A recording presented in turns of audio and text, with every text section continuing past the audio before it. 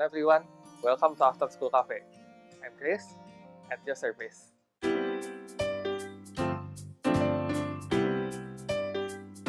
Halo semuanya, hari ini kita akan membahas tuntas tentang jerawat.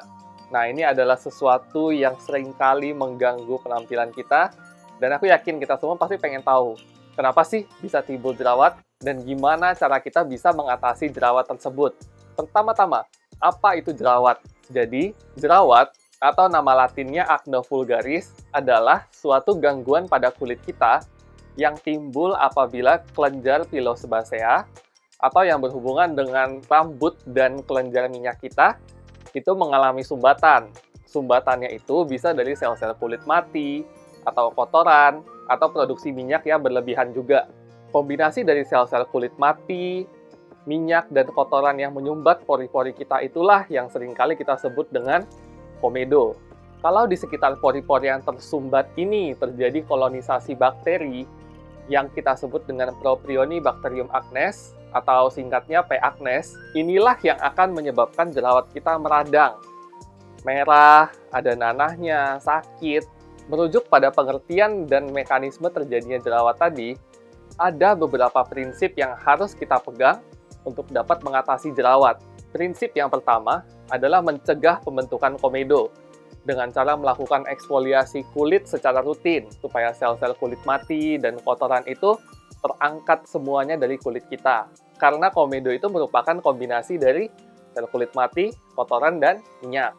Yang kedua adalah menghambat atau mengurangi pertumbuhan dan kolonisasi dari P. acnes yang dapat menyebabkan radang dan infeksi pada jerawat kita. Prinsip yang ketiga adalah untuk mengendalikan produksi sebum atau minyak. Dan yang keempat, kita harus dapat menekan dan mengendalikan peradangan yang terjadi. Untuk mencapai itu semua, ada beberapa bahan aktif atau active ingredients yang harus kita perhatikan pada skincare atau sabun muka yang kita gunakan. Active ingredients yang pertama harus kita perhatikan adalah benzoyl peroxide atau yang sering kita singkat dengan BPO. BPO ini fungsinya adalah untuk memecah komedo dan juga bersifat bakteriostatik atau dia menghambat pertumbuhan dari P. acnes. Jadi komedo tidak mudah terbentuk dan bakteri pun tidak mudah mengumpul. Nah, BPO ini adalah active ingredients yang sangat penting dan bagus banget untuk mengatasi jerawat. Active ingredient yang kedua adalah retinoid. Nah, ini digunakan untuk orang-orang dengan tipe jerawat yang tidak terlalu berat dan tidak terlalu meradang. Jadi hanya radangnya ringan aja. Nah, fungsi dari retinoid ini adalah untuk mempercepat turnover kulit kita. Jadi mempercepat skin cycle ya. Dia juga punya efek menghambat pertumbuhan komedo yang sama dengan BPO. Yang ketiga adalah asam salisilat atau salicylic acid. Kadang-kadang kita juga dengar dengan nama beta hydroxy acid atau BHA. BHA ini memiliki efek anti radang, antibakteri, dan juga menghambat pertumbuhan komedo. Jadi bagus banget untuk mengatasi jerawat. Yang harus kita perhatikan juga adalah antibiotik. Karena seperti yang kita tahu, jerawat kan juga disebabkan oleh kuman P. acnes ya. Jadinya kita perlu antibiotik untuk dapat membasmi kuman-kuman tersebut. Beberapa yang sering kita temukan pada krim atau salep adalah clindamycin, tetracycline, atau erythromycin. Kita juga perlu memperhatikan active ingredients yang bisa membantu untuk menekan reaksi radang, misalnya aloe vera, atau bisa juga dari bahan-bahan golongan steroid.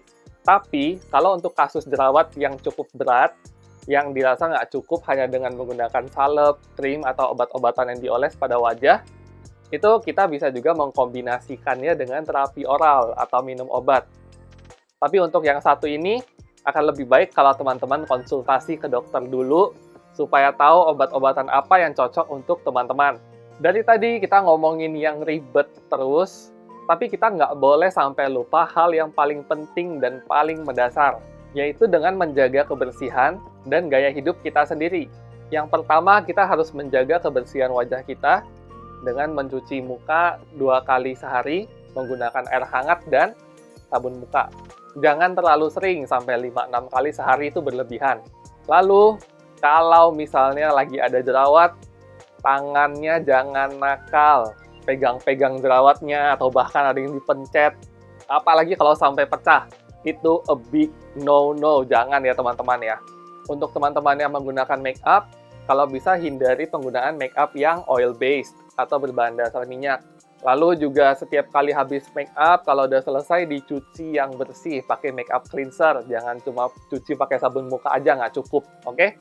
Perubahan lifestyle juga penting. Kalau misalnya kita habis berkeringat, misalnya setelah olahraga atau aktivitas, jangan cuma dilap pakai tangan, itu malah kotor. Ya, sebaiknya kalau misalnya udah cool down, langsung cuci muka aja. Oke teman-teman, sekian untuk video hari ini. Mudah-mudahan setelah ini kita semua lebih mengerti tentang jerawat dan apa yang bisa kita lakukan untuk mengatasinya.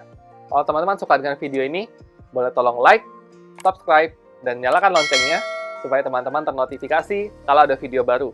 As always, stay bright and coffee.